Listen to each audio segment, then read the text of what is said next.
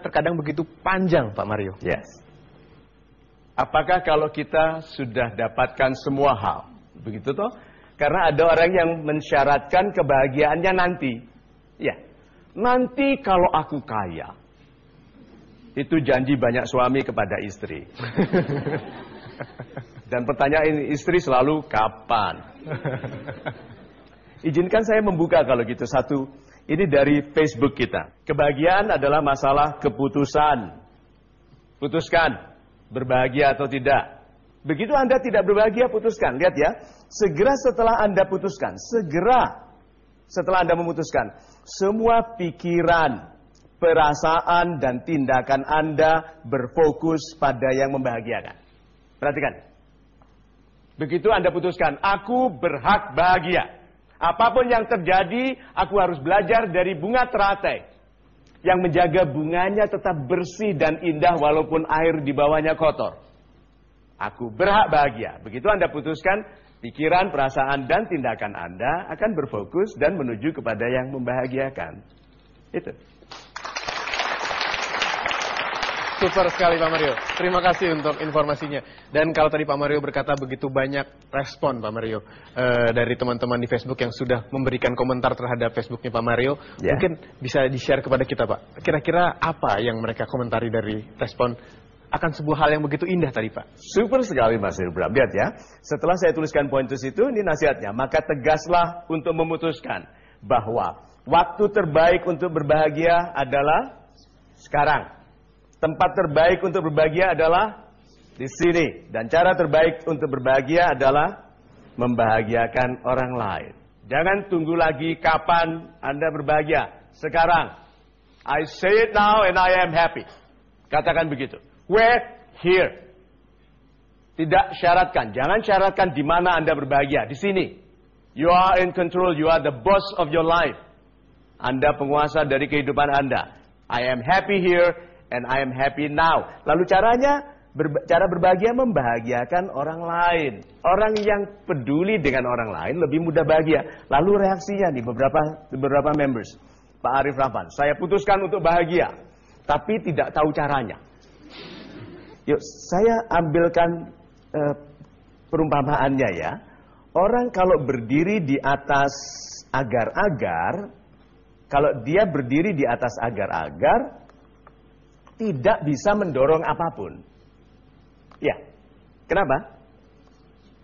Akan terdorong ke belakang. Itu sebabnya konsep diri kita harus sangat solid. Yuk, ambil beberapa konsep diri. Satu, saya pribadi yang, katakan itu ke diri sendiri, saya pribadi yang jujur. Saya pribadi yang bekerja keras. Tiga, saya pribadi yang bermanfaat bagi sesama. Kalau orang mau melihat kehidupannya berubah, ambil tiga itu saja. Nanti apa hasilnya? Anda disebut sebaik-baik manusia. Karena sebaik-baik manusia adalah yang bermanfaat bagi sesama. Coba bayangkan itu. Nih, berikutnya. Ibu Nadia, ini komen terbaik dalam hidup saya sebagai konsultan, pembicara publik, dan motivator. Ibu Nadia mengatakan, mudah diucapkan, mudah pula dilaksanakan. Semoga, yes, you can do it. Biasanya orang bilang mudah dikatakan, tapi sulit dilaksanakan. Ya kan yang melaksanakan dia. Kalau orang mengatakan, oh itu mudah dikatakan Pak, tapi kan sulit, itu yang sulit dia loh ya. Orang lain banyak yang mudah melaksanakan. Dan mudah-mudahan ini, masukan yang terakhir dulu. Pak Mario, semua orang pasti ingin bahagia, Ibu Santi. Tapi kenapa mesti kebahagiaan seseorang merupakan penderitaan bagi orang lain? Apa artinya? Dia disiksa orang lain. Berarti dia menjadi korban. Dan tidak ada perasaan yang lebih enak daripada perasaan jadi korban. Perhatikan. Sedihnya. Itu coba lihat.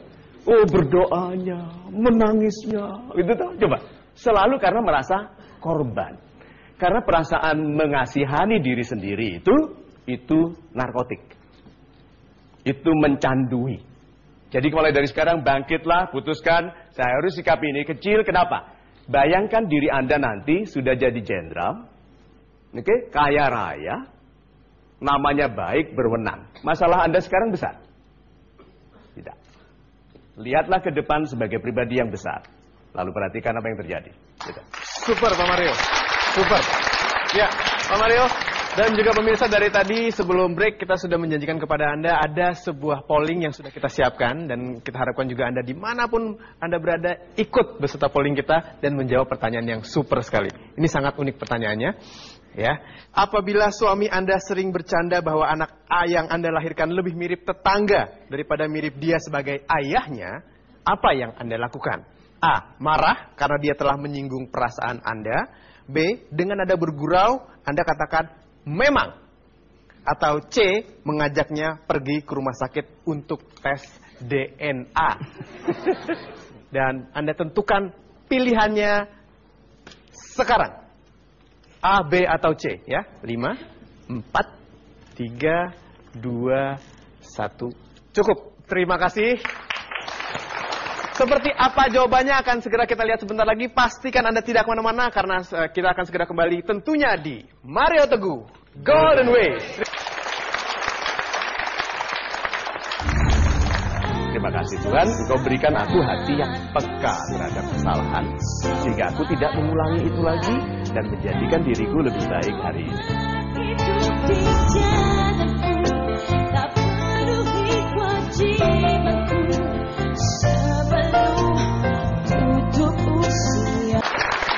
Saya ucapkan terima kasih untuk Anda yang masih terus menyaksikan Metro TV. Masih bersama Bapak Mario Teguh dan juga saya Hilbram Dunar. Berikutnya kita akan mendengarkan Super Action for the Week dari Pak Mario. Terima kasih Mas Hilbram. Sahabat Indonesia yang super, saya sering mendapat permintaan dari fans kalau kita bertemu gitu. Mereka bilang, Pak Mario bisa nggak setiap minggu diberikan masukan apa yang saya harus lakukan seminggu ini sampai MTGW berikutnya saya dapat masukan baru. Nah ini saya pilihkan Super Action for the Week. Ini satu minggu ini. Ikhlaslah untuk lebih mendengarkan.